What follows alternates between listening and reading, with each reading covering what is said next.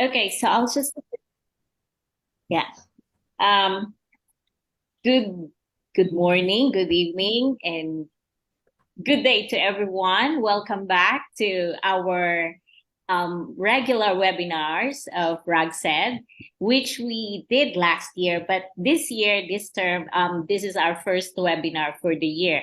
And I would like to, of course, introduce to you who will be facilitating or who will be our host for tonight in this program.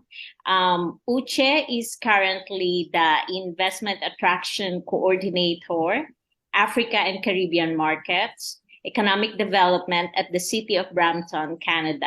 Uche has an extensive educational background, including bachelor's degree in civil engineering, a master's degree in business administration, a certificate in leadership and strategy, a diploma in financial trading and investment, and has started his studies at the University of Waterloo to be a certified economic developer.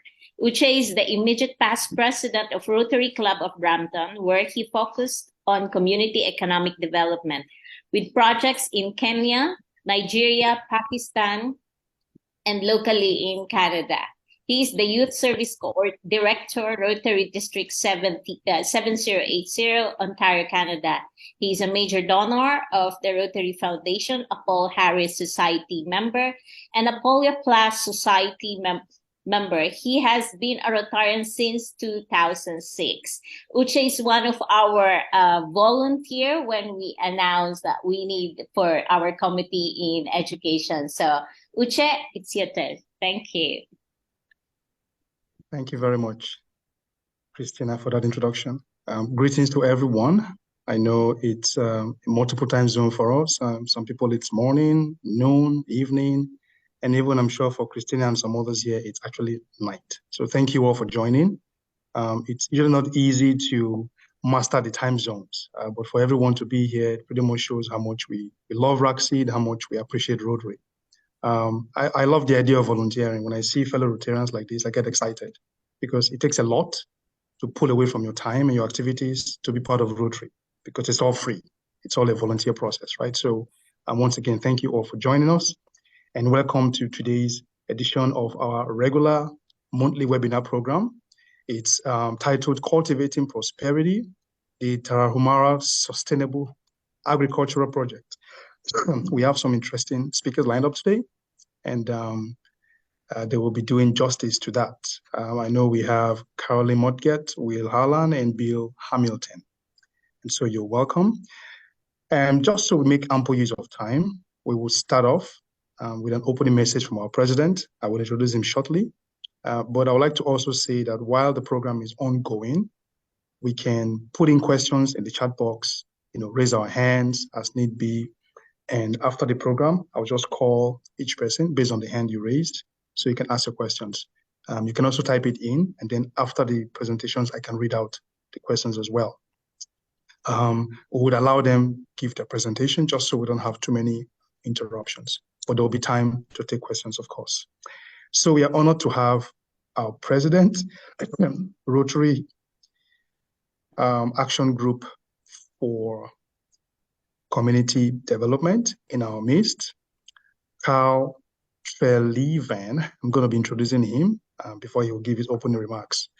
So Carl is an entrepreneur, author, strong supporter of various nonprofits, and a committed Christian.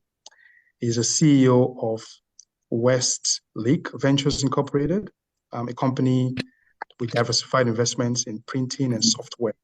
He's also a member and former director of the Tampa chapter of New World Angels, a Florida angel investment group. So that makes Carl an angel investor. Carl has a background as a CPA and holds numerous patents. He's also a distinguished Toastmaster. He has been serving as a ruling elder at the Presbyterian Church for many years, as well as an adult Sunday school teacher. He's also been involved with the National Christian Foundation, Stop Cleft International Alliance, and Rotary International. A little bit about his Rotary journey. He has served as district governor, and I think that's District 6890 in the 2011-2012 Rotary year. He's the Zone 34 Endowment and Major Gifts Advisor, and is currently our president, Rotary Action Group for Community Economic Development. This he will run from 2023 to 2025. He is also a major donor of the Rotary Foundation. Carl and Lena, his wife, have participated in a range of international missions, including multiple trips to Africa and Asia, with Meet the Need, and also with Rotary International to immunize children against polio. Carl has a Bachelor of Arts from Rice University and an MBA from Dalmont College.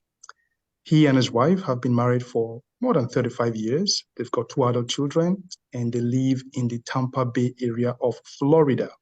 So before Carl starts, one thing strikes me. So did you know that Rotary International and Toastmasters International have a couple of things in common? They run the same cycle of years, starting from July 1 to June 30. They have multiple training programs all through the year, and they actually are in partnership right now. I'm a Toastmaster as well, so I get excited when I see not just Toastmasters, but distinguished Toastmasters. Okay, Carl, once again, you're welcome. Thank you for joining us. You can give your opening remarks now. Great. Well, thank you very much, Uche, and welcome to everyone around the world who's participating with us. Uche, I'm very impressed. You obviously researched some things that are not normally in my Rotary biographies. So obviously you did your homework on this, right? So as Uche said, I live in the Tampa Bay area of Florida in the United States, but this morning I'm speaking to you from my hotel room in Mexico City, Mexico. I'm on a business trip with my day job, but I certainly do not want to miss this particular event. I'm pleased to serve as president of the Rotary Action Group for Community Economic Development this year. And one of the things that we're trying to do is to educate Rotarians around the world about community economic development and to help equip us to know more about both things that have been done and also opportunities that are there. And that's a key reason for these webinars that we're having. About 3 months ago, I had an opportunity to attend a Rotary Zone meeting in Jacksonville, Florida, in the United States, and just happened to sit next to a woman, started talking to her. Her name was Carolyn, and what caught me about what she said was that she had been working with a group called the Tarahumara Indians in northern Mexico. Now, I'm used to be a marathon runner, and many marathon runners consider the Tarahumara Indians to be a legend. They are just amazing people, and maybe Carolyn is going to talk a little bit about that today. But one thing led to another, and I suddenly realized this Carolyn is working on something that probably would be very valuable for RAGCED and its members and other Rotarians to know about it. And so I suggested that she connect with Christine, and here we are today. So at this point, I'd like to go ahead and turn the meeting back so you can hear about the great work being done. Thank you so much, Carl. Once again, you're welcome. It's a good thing that you can join us from your day job, pulling time out as well. Okay, so I will introduce our speakers now. I'll just do all 3 bios, and then Caroline will take it off because I know there's a lot that she would want to tell us. Caroline Modget currently serves as the District Branch Chair for District 6970. She served as Lieutenant Governor to past District Governor Rick Cooper, District Trainer, Assistant Governor, District Secretary, and past President, and every position in the club except Vice President for St. Augustine Sunrise Rotary Club. She's been in Sunrise Rotary since 1998, and if she doesn't know the answer, she knows how to find it. She's a 8-star Paul Harris Fellow. Caroline serves as a lead on the Tarahumara Sustainable Agricultural Grant. And this was approved in January of 2021. So this must be a big project to still be ongoing. Professionally, she owns Easy Sociability, a social media management and business development company in St. Augustine. Her business creates promotion strategies for clients with a need to embrace social media easily and effectively. Caroline, you're welcome. I'm just going to read also briefly the bio of Will Harlan and Bill Hamilton, just so that when Caroline starts, she will generally coordinate all the speaking times from all three of them. Will is a Southeast Director and Senior Scientist with the Center for Biological Diversity and Senior Editor of Blue Ridge Outdoors magazine. He is also the Executive Director of the Copper Canyon Alliance, dedicated to securing clean water and sustainable agriculture in their ancestral canyonlands of the Tarahumara. A top trail runner, he was the 2009 champion of the Caballo Blanco Copper Canyon 50-mile ultra marathon, made famous by the best-selling book Born to Run. And he was featured in the documentary El Chivo. Will, you're welcome to join us today. Bill Hamilton. He is a charter member, past president, and chair of the International Committee of the St. Augustine Sunrise Rotary Club. Will also, he owns Southern Horticulture. It's a garden center and landscape company. Caroline, Will, and Bill, you're welcome. We're excited to have you here. We're looking forward to listening to you and to learning from you. And hopefully, from what we'll gather today, we'll just look forward to springboarding into making RAGCED an even better action group for Rotary. So, Caroline, I will hand over to you now. Thank you. Thank you, Uche. What Carl may not have realized was that I told Sandra Hempstead, one of the past district governors, at that zone meeting about our global grant, and she kept telling me about this guy I needed to meet named Carl. And then it just so happened that we sat together. So things are, Rotary things happen, and here we are today.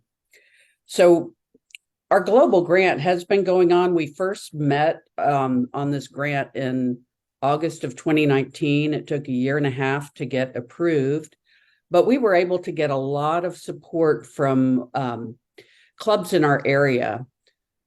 We ended up having $5,000 from one of our club events to put into the grant.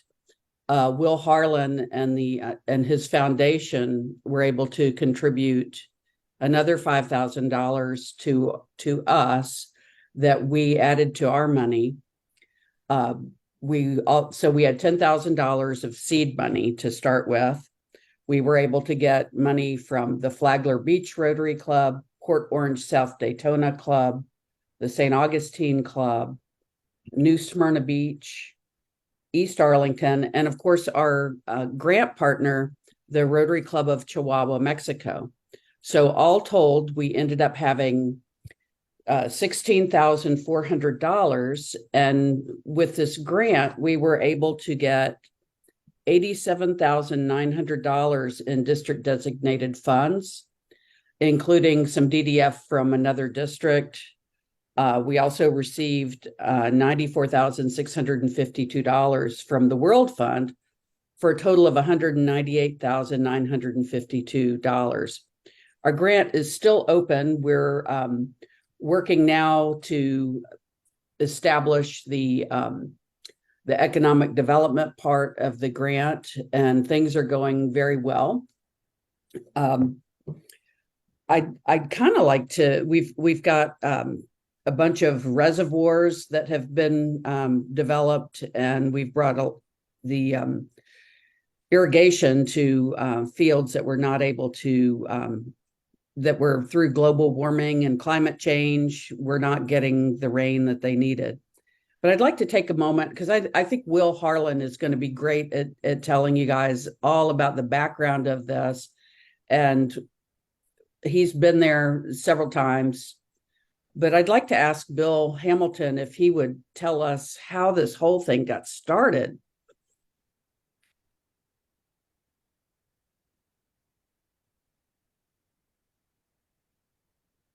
Are you ready, Bill? All right. There you go. Couldn't get it unmuted. Good morning, everybody. Thank you for inviting us to make this presentation this morning. I have been involved in agriculture and plants my whole adult and professional life, and even before that as a kid.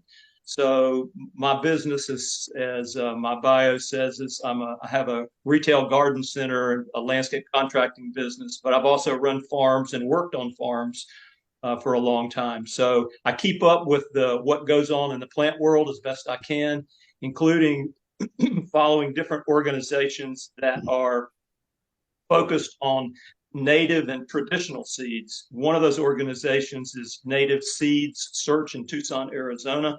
I've been a member of that organization for a long, long time, and they, as a consequence, they send me their newsletter.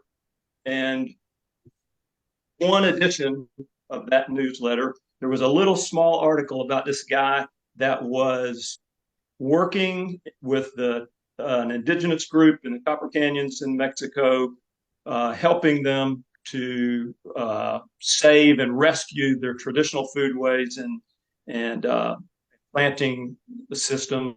And they gave his name, Will Harlan. And I, at that point, was the chairman of the international committee. Our club had a successful fundraiser that year, so we had some extra money. And so I called this guy up and I said, I really like what you're doing. This is a great project. I'm so impressed by what you're doing. And our club wants to make $1,000 donation to your efforts. And he said, oh my God, that's so great. You can't believe how beneficial this is going to be to so many people. You're really going to affect a lot of people's lives. I know it seems like a small amount of money for you guys, but for them, it's a lot. So thank you so much. I really appreciate this. So the next year, our fundraiser was also successful, and I designated $4,000 to the work that Will was doing with the Tarahumaras.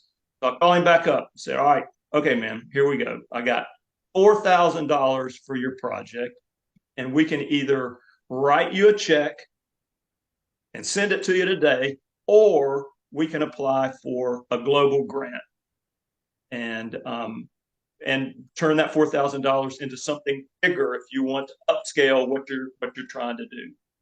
And he said, let's go for the global grant by all means. So we did. That was the first global grant. It was 2012. It was a bit less than $50,000. And what Will did was help the Tarahumaras build seed grow out farms and storage facilities, and then distribute the seeds to communities that, like Carolyn mentioned, had been impacted by illegal logging, the narcotraficantes, climate change, all of the modern day problems that this indigenous group suffer from, but they had no part in bringing that on themselves. So we went through the learning process of dealing with the Rotary Foundation, and it was a super successful project. $50,000.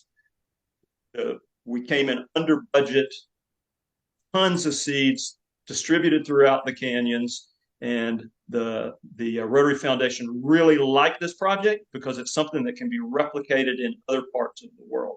And they said, we love this project. We want to send a film team down to the canyons and document what you did. We want to play this up. But at that point, the narcos had taken over the towns, closed the roads, shot up a bunch of people, and the Rotary Foundation wisely decided not to go. So we did have some learning experiences in getting receipts and finalizing the report, because you're dealing with people that not only do not speak Spanish, but they don't read and write Spanish or English. And for them, a receipt is say, yes, I did it, and here's my thumbprint. So it took us a while to kind of work through all that. It took a long while, actually. And at the end of the deal, I said to Will, we're never going to do this. This was too hard. Until a few years later, I call up Carolyn and say, all right, are you in? If I can get Will to agree to do this again, will you take the lead? I took the lead on the first one. Now somebody else needs to learn how to do this. And she said, yes, as all good Rotarians do. And so we went through the grant writing process, and Carolyn took the lead, and Will worked with the communities, having them define what it was that they need for their communities to continue to be sustainable. So that's my part of it. Next is Will. Thanks, Bill and Carolyn, and thanks all of you for being a part of this. It's really an honor to be with all of you who give so much to the world. I'm inspired by all of you and your work. Who here has been to the Grand Canyon, or even seen photos of the Grand Canyon in Arizona? Well, the people we're talking about today live in 4 Grand Canyons smashed together. They live in the deepest canyons on the continent, called the Copper Canyons. And I'm going to share my screen if I'm able and show you some photos of this place that we're going to be discussing today. Can you see my screen yet? Are you able to see my screen? No? Not yet. Christina, is he allowed to share his screen? Maybe make him a co-host also or something. Or release the screen sharing ability. Hold on, let me You just are the check. co-host now. You should be able to share. Oh, am I a co-host? Oh, I didn't even check, sorry. No, I'm not a co-host yet, sorry. I just need you to Okay. Now you can try it, please. Okay. Sorry. Here we go. Yes, we can see your screen now. Okay, great. Here we go. All right.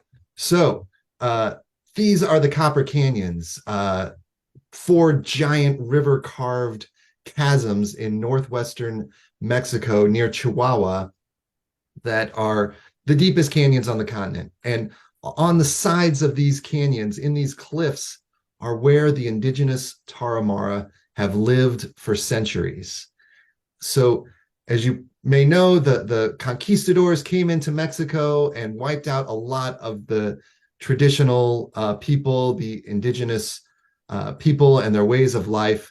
But the Tarahumara were able to hang on, because instead of fighting the conquistadors, they fled deeper into their ancestral canyons, where they have remained for centuries, scratching a living out of barren, rocky cliff sides and hanging on in their ancestral canyon lands.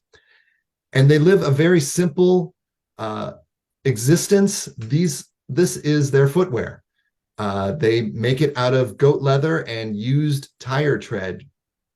And they are able to run for hundreds of miles in this primitive footwear and defeat the world's greatest runners. As Carl alluded to, the Tarahumara are world-renowned for their running abilities.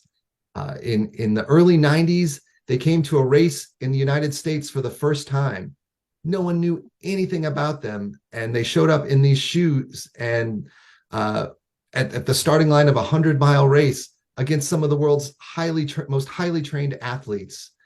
And 3 Tarahumara beat the world's best in that race. And since then, they have repeatedly defeated the world's greatest runners wearing very simple, primitive footwear. How did they do it?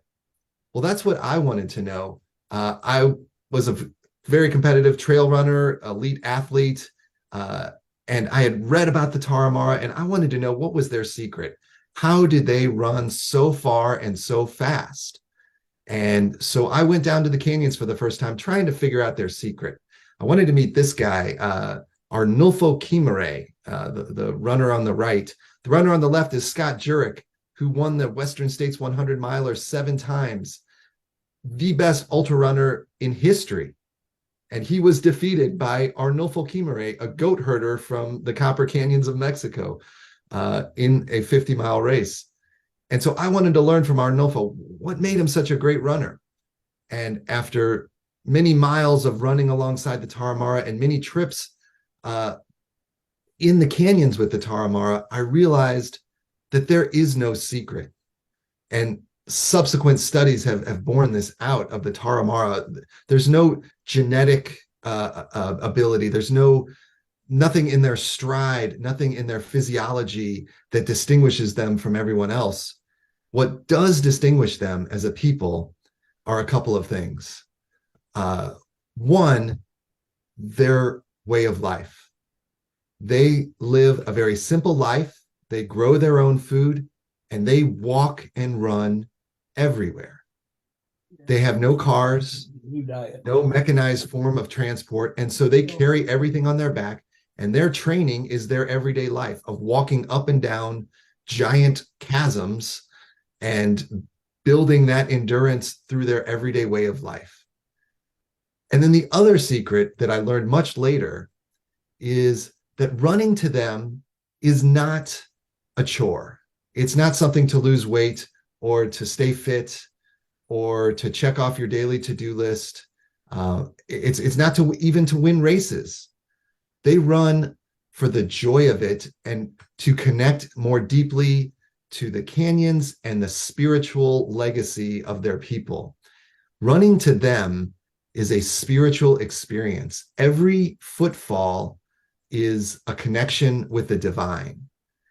And that is something that was transformative to me and changed the way I saw myself and my running and saw the people and came to understand them in a much deeper and more powerful way. And so after spending all this time learning from them, I was amazed by them as runners, but I became more inspired by them as human beings. How did they live and survive in these canyons and run so far and fast, living on just corn and beans that they grew from their fields with handmade plows? It was amazing what they were accomplishing as human beings. But I realized also that they faced very real problems, as Bill alluded to. This is a dangerous place to live now more than ever.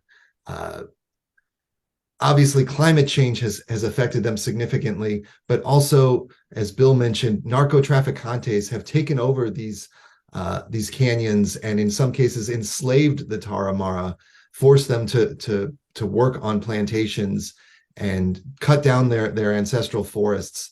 So these are people barely hanging on. And so I wanted to see what I could do to give back to them, to help them keep a foothold in their ancestral canyon lands. And so that's where I partnered with Bill and with Rotary, and we launched our first project, and now the second project to help the Tarahumara. Initially, we asked them what they wanted most.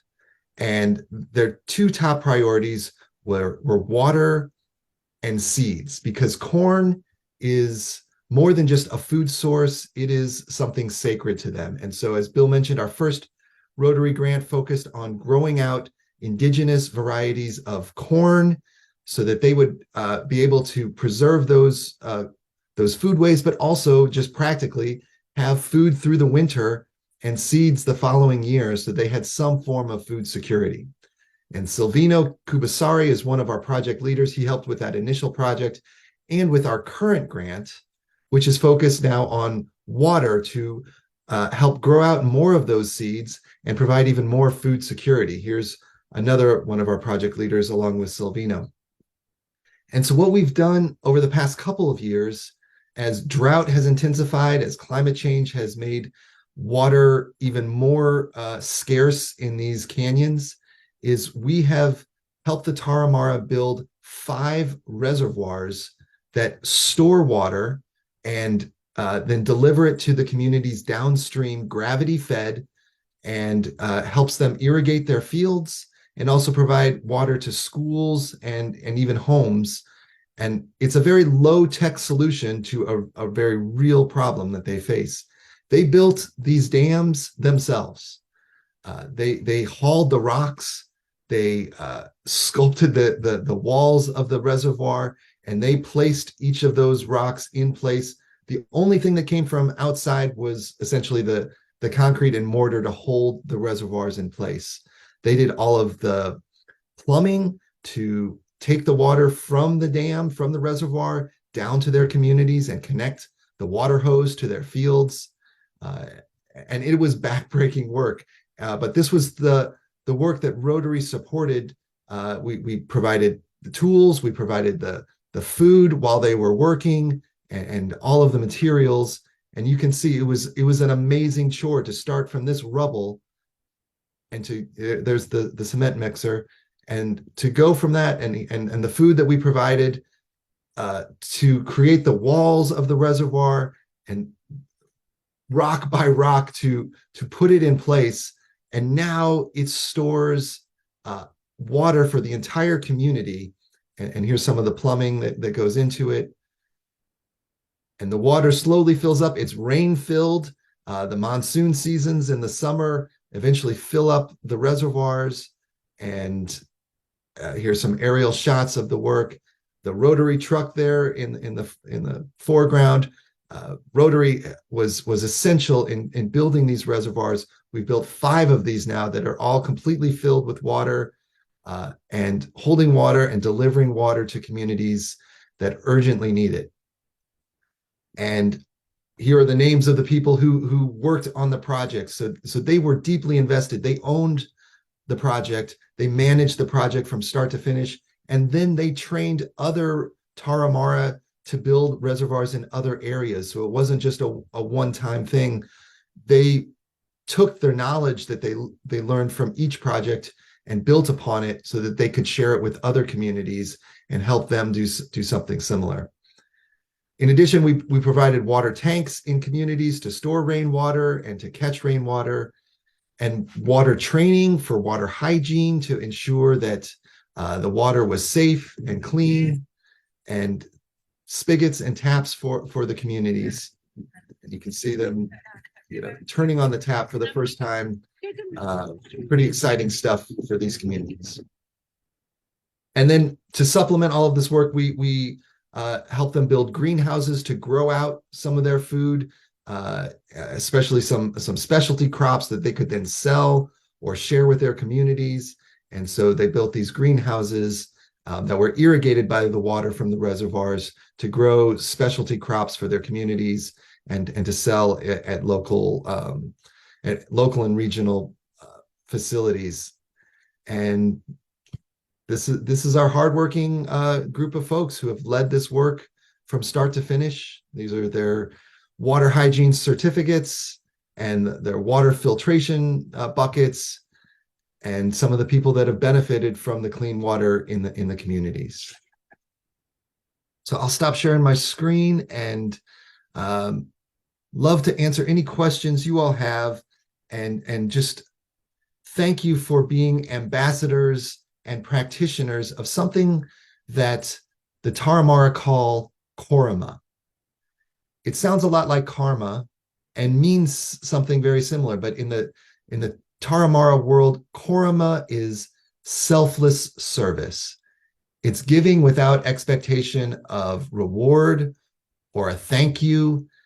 It's deeply embedded in the Tarahumara way of life, is to give without expectation of getting something in return. And that is at the heart of how the Tarahumara live. And that seems to be what the heart of Rotary is giving selflessly without expectation. And what you have done for these people is one of the clearest examples of korima that I've ever seen in the world. So thank you, and thank you from the Tarahumara for all that you've done in giving them a chance to stay rooted in their ancestral canyon lands. Thank you, Will. Awesome. One of the things that happened is we also had a cadre visit last year. A gentleman by the name of Boris Ravenal from Santa Barbara, Chile, who came to the Copper Canyons and very much liked what we were doing. Initially, when we started this grant, we had this idea that the Tarahumara were going to travel to like Chihuahua City and other places that were far away to sell their surplus crops. And because of the pandemic and because of it's a strenuous 2-day journey from the the Copper Canyons to Chihuahua City. One day on paved roads, one day on gravel roads that are not in good shape, that we were able to work it out through the Rotary Foundation that they could sell their crops in more localized markets through one of our NGO partners that we're working with. The surplus crops that are going to be sold to these smaller markets, the Tarahumara are going to save 10% of the sale of those surplus products in a fund to help sustain their the infrastructure. And as Will had said, it's very low tech. One of the reservoirs has a solar powered pump, and that's like the biggest thing that could go wrong. Other than that, it's just PVC pipe and fittings and that kind of thing. It's very simple to repair. I even know how to fix some PVC stuff if it's not too technical. But one of the biggest impacts for me personally on this was last December, I believe, we were talking about the results of their first short growing season that they had last fall. And the Tarahumara were able to have more food and more water than they had had in a decade after a very short growing season without everything being complete. And I believe, Will, you visited recently, didn't you? Yeah, so this past summer has been one of the worst droughts in recorded history for the Copper Canyons. And tragically, there are many communities that are struggling, facing severe food shortages and insecurity and water shortages, obviously, as well. But the 5 communities where we're working have still had water throughout this unprecedented drought. So the more communities we can reach, the better. But for the communities where we're working, we have literally saved lives and enabled them to endure a crippling drought. So that's just one example of how our work has enabled a handful of communities to thrive. Through the initially, when we in our initial application, there were so many summers of drought that they were starting to have a 50% infant mortality rate, which just seems so extreme to me and just kind of unbelievable. But I looked it up, and it's true. I mean, this is the real deal, the real impact of not having enough water. Now, this particular grant is replicable, and if there are any other clubs or anyone that wants to take on another, how many other communities are there in the Copper Canyons, Will, that could benefit from a grant such as this? Oh, so many. There are around 50,000 indigenous Tarahumara still in the canyons. Many are leaving and living on the streets of Chihuahua City because they can't survive in their canyons anymore for many of the reasons we've discussed. But they want to stay, and we want to try to help them stay. I think Paul has a question. Sorry? So I'm just giving time to Caroline. If you don't, let me know so I can take the questions and I'll take it from there. Go ahead and take the questions. Let's see what we have to. All right. Thank you very much. We do have some questions. Thank you, Caroline, Bill, and Will. It's really interesting what this project has done. So I have 2 questions in the chat box, but I see that Carl had his hands up first. So Carl, you want to go first? Sure. Thank you, Uche. My question for you is first, what do you envision as the next projects that you could do there? And then beyond that, is what you've learned there applicable in other places? Yes, great questions. I think the next phase would be to expand these projects to other parts of the canyons, because water is such an urgent need all across the canyons. We've been successful in the places where we work, but I think it's easily replicable, and these folks already have the training and the knowledge and the experience, and they're eager to share it. So it's really easy to move it elsewhere and to expand it, and to grow even more food, so they have even more food security.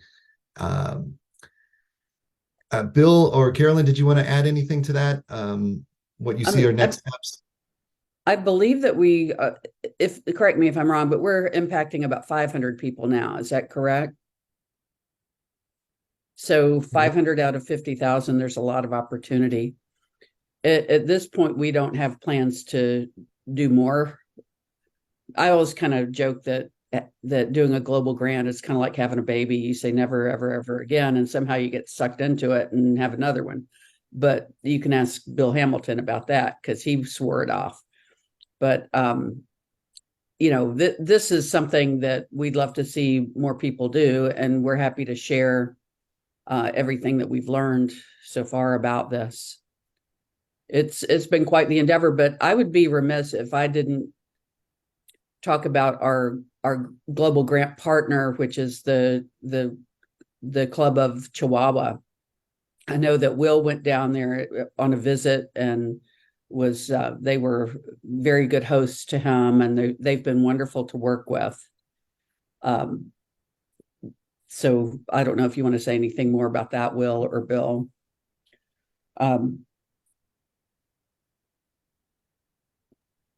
Okay.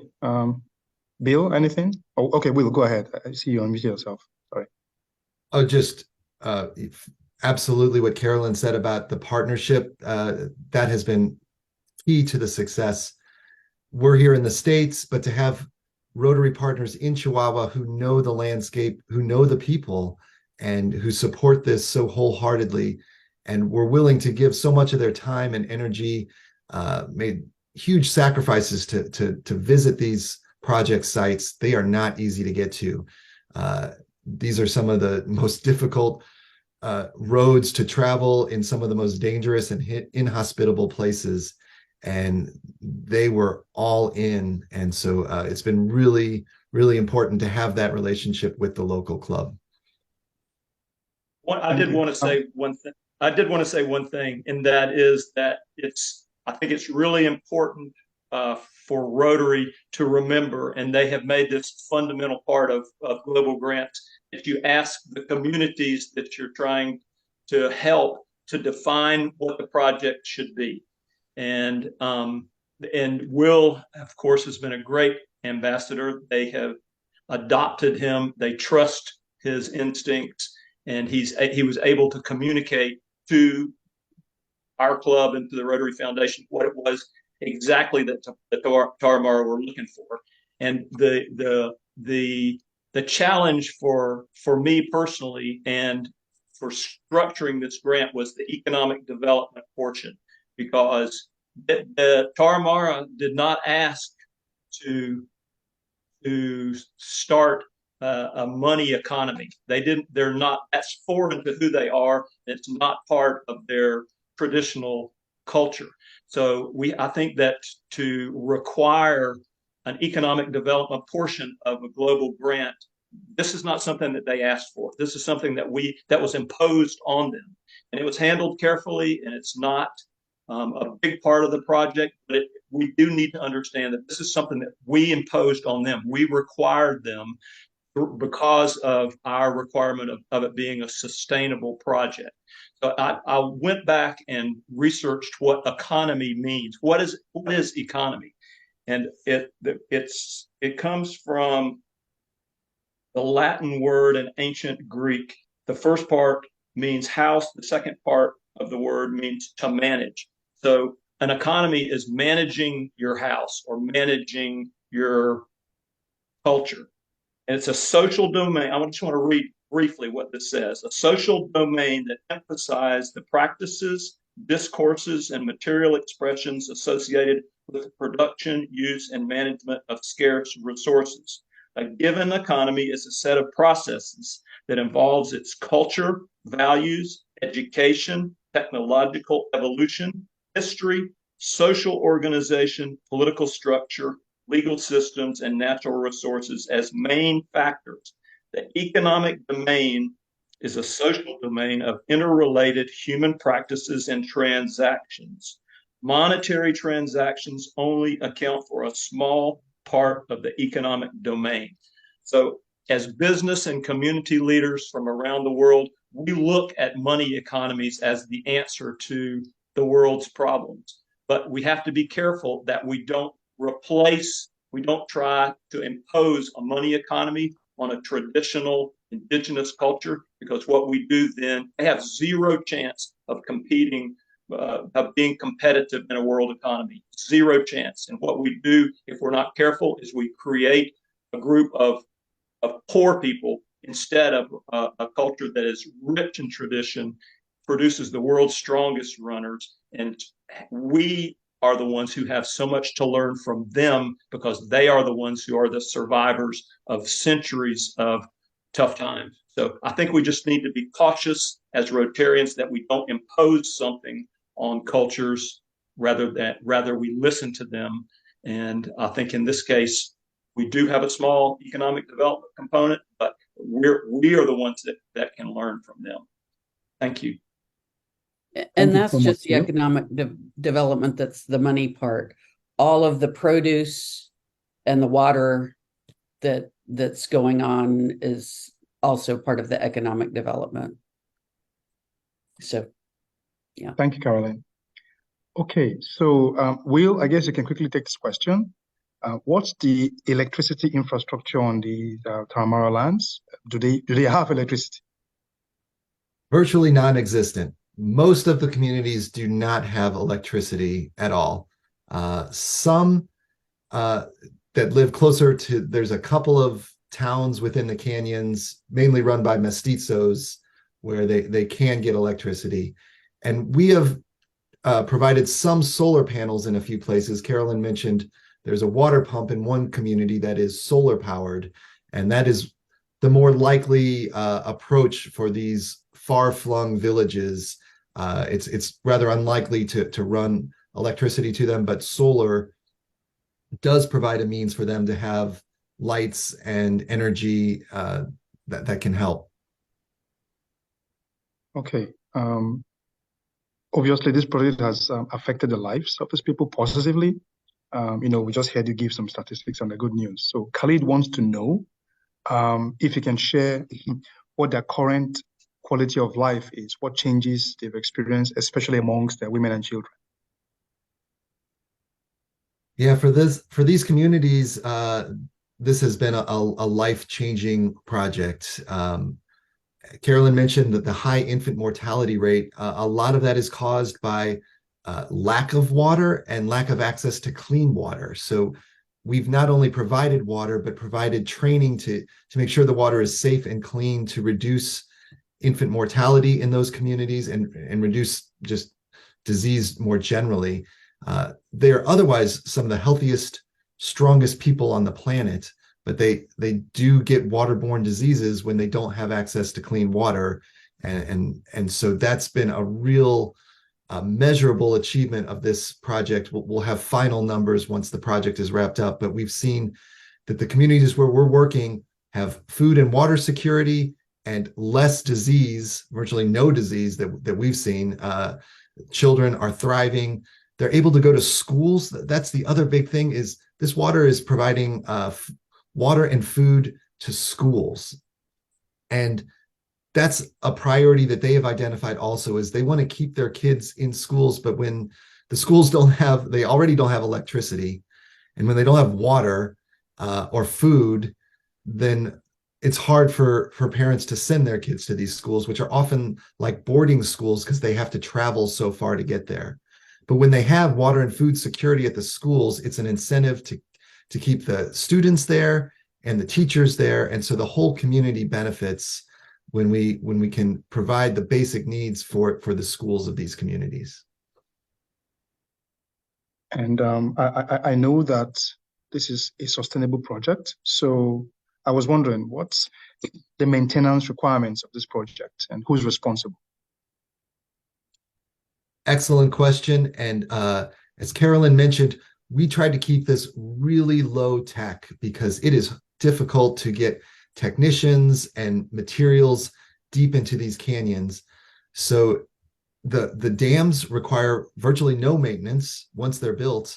Occasionally a pipe fitting will go out, but the community has been trained in how to repair them and has basic supplies on hand. And if there are repairs needed, as Carolyn mentioned, we have this 10% maintenance fund that the sale of their crops to these regional markets, we allocate a portion. They do this themselves, but 10% is saved for any future maintenance of these reservoirs and the accompanying infrastructure. So we have a built-in fund if needed for the repairs, but other than plastic pipe fitting replacements, those are the only anticipated repairs that maintenance that we anticipate. Okay, that's pretty simple. Thank you. Caroline? Something worth mentioning that I've left out is that we had another invaluable NGO partner, and that's the Tarahumara Foundation, or the Tarahumara Foundation, if you say it in English. I probably messed up the Spanish pretty bad, but they've been on the ground with the people as well, and especially doing the trainings and helping all along. Okay, thank you. Anita is thinking project expansion now. So Anita wants to know what resources will be specifically needed to expand this project. For example, how much time would the Rotary Club need to allot money to the project, if some more is needed? Caroline, maybe you can take this one first. Yeah, I can take that. Anita's my club president, and well, I'm Bill's club president too. And Anita, that's a large amount of money because if you consider that what we're impacting is about 500 people and there are 45,500 more people in the area, it's a lot more money. But what we did with this just under $200,000 was highly impactful. So we could do some math on that. I don't have it in my head right now to do it, but it would be great if other clubs were able to replicate the grant that we did and perhaps work with the Tarahumara Foundation. Rephrasing, can you provide the grant proposal address? The grant proposal is quite detailed, and I can provide anyone with a copy of it if they would like to read it.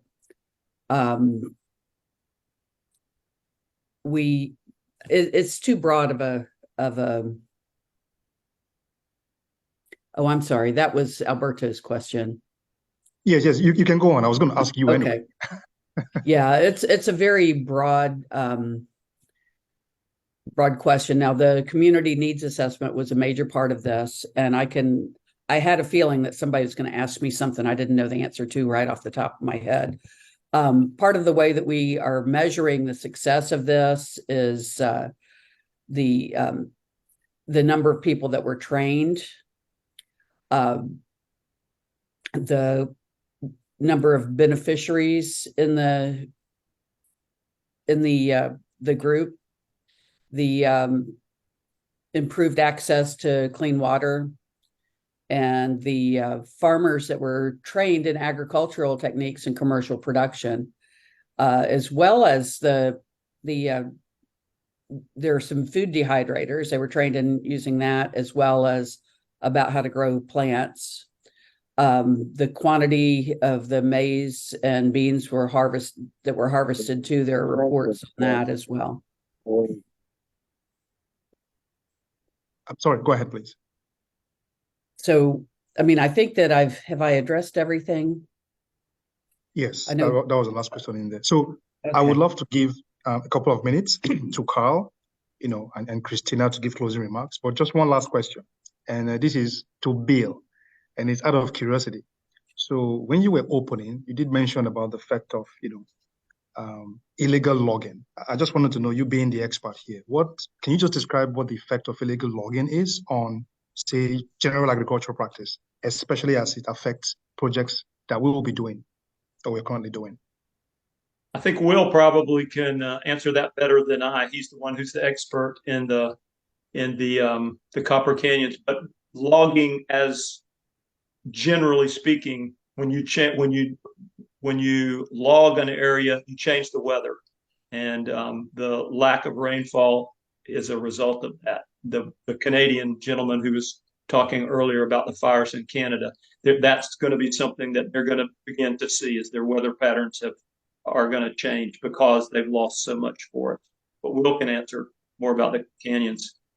That's absolutely right. And then on a local level, there's so little fertile topsoil in these canyons to begin with, and those forests hold a lot of that soil and also hold a lot of water and store water for these communities. And when you remove those forests, the topsoil just gets washed away, and the water storage disappears as well, which is a reason why they're experiencing increasing drought. So the loss of water resources, the loss of fertile soil are major impacts of the logging. And then on a spiritual level, those forests are sacred to them. Those are ancestral places that have life and history that's really important to them. And so when you log those forests, you destroy a deep connection that they have to their place. So there are multiple impacts of that logging. Thank you. Okay, so we are going to be pretty quick with time. Alberto has his hands up. There's one question in there, and we still need Carl and Christina to speak. So everybody would have to move with the speed of light. Alberto, go. Thank you for the opportunity. The question didn't have the intention to quiz Carolyn, much the contrary. I think that this project is so beautiful that I'm envious that as a cadre, I was not sent to evaluate the project, because I'm also in the water, the wash cadre, as well as the environment. So this would have been a beautiful opportunity. But I just congratulate my fellow cadre that went to visit the project. When I asked the question about the sustainability of the project, it's because of the lessons learned that we can take away from this. I mean, this has enough specifics, but as well has lots of challenges that I can think of.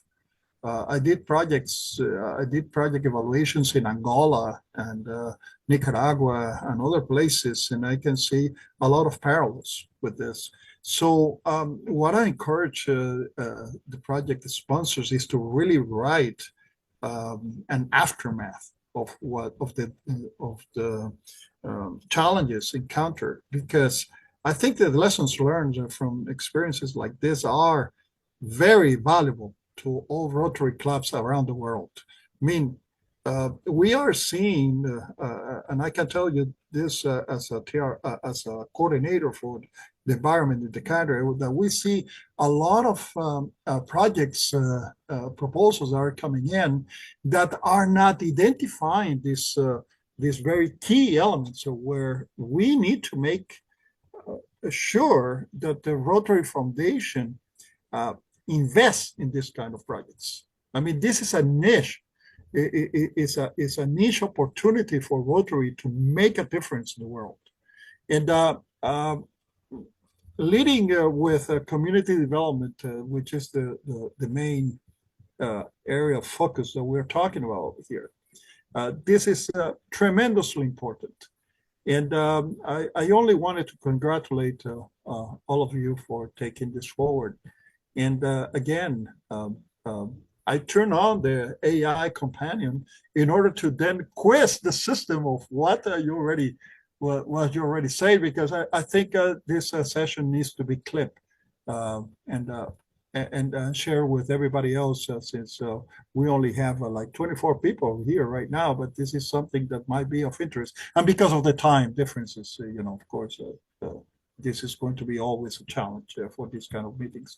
But congratulations. I just enjoyed the time over here being with you and listening to you. Thank Okay, you. so The I must time always apologize. goes by very fast on this one. Thanks. I must apologize ahead of time. We would need like 5 extra minutes. Please, I hope you don't mind. So just a very quick one last question, and then I'll hand over to Carl and Christina to give closing remarks. Will, you might just quickly answer this one. What kind of diseases do they encounter? And do they get like government-provided treatments? Yeah, most of the diseases they have are waterborne diseases like Giardia, E. coli, and sadly, they don't have great access to medical care because of where they live. There are a few scattered regional hospitals, but they're very underfunded. So that would be another phase of this work, would be expanding access to healthcare, and especially in schools. But yeah, healthcare is still a concern. Oh, okay. Thank you very much, Will. Okay, as we begin to wind down, I would hand over first to Carl, our president, to give closing remarks, and then Christina, the chair, will just wrap things up. So, Carl, while you are going into your presentation, you see my background. I'm curious to know what plans we have for Singapore. Take it away, Carl. Certainly. Well, thank you, Uche. First of all, thanks very much for a great program. I'm sure we could go on for much longer. Sorry if there's background. Now I'm in the lobby of my hotel. So, real quickly, in terms of Singapore, hopefully many of you, if not most of you, will come to the Rotary International Convention at the end of May next year in Singapore. We're going to have a booth in the Hall of Friendship, and we will also hopefully have 1 and possibly 2 breakout sessions on various aspects of community economic development. One thing out of this one, we'll have a recording of this presentation. One of the first things on my to-do list is I'm going to share it with a fellow named Marshall Butler, who's a fellow runner for me from Zone 34. He used to be the public image chair, and he's a whiz at knowing how to spread good information about Rotary. So hopefully the rest of you can do the same and share it with others you know who might find this whole subject interesting. And finally, encourage you to participate in the next webinar that we have. Come visit our website when you can, because there's so many aspects of community economic development, this being just one of them. So, Christina, any thoughts? Thank you, Carl. Thank you, Caroline. Thank you so much for putting your team together, and thank you for your time, for being here tonight and sharing all those information. And in fact, Bill, thank you for about the economy. You know, I'm a major of economics, and I don't know about that word, economy. Okay, that's a good one. Okay, and Will, thank you for your time. Thank you, Caroline. Hope everyone, we're again inviting you for our next webinar on October 25. Please visit our website for more information of our upcoming webinars as well. I guess that's it, that we will wrap up for tonight. And unless, Gomati, do you have any announcements to make? Yes, I want everyone to follow us on Facebook, YouTube, and Instagram. I have the links on chat here. So please, if you want to stay up to date in what RAGCED Global is doing and accomplishing, I want you all to please follow us online. Thank you. Thank you, Gomati. And Caroline, how can we keep in touch? Thank you, Gomati. If anyone would like to partner or collaborate with your team? I'll put my email in the chat. Yeah. And I did want to mention that there was a special on ESPN last year, and it was about the Tarahumara, and it was called The Infinite Race. If you have ESPN as part of your television package, you may be able to download it. There's also the El Chivo documentary, which I really enjoyed, that features Will Harlan here. And it's now on tubetv.com. That's T like Tom, U, B like boy, I, TV.com, which it's free to access, but it says fewer commercials than cable TV. So those are 2 sources. And at some point, hopefully Will is going to write an article for us for the Rotarian magazine about our project. So I put my email in the chat. So thank you for having us. We really enjoyed this. We love doing it, actually. Thank you. Thank you again, everyone, and hope to see you again next month. Okay. Thank you. All right, thank you. Good day. All right. Bye. Thank you all so much. Bye. Have a great day. Bye now.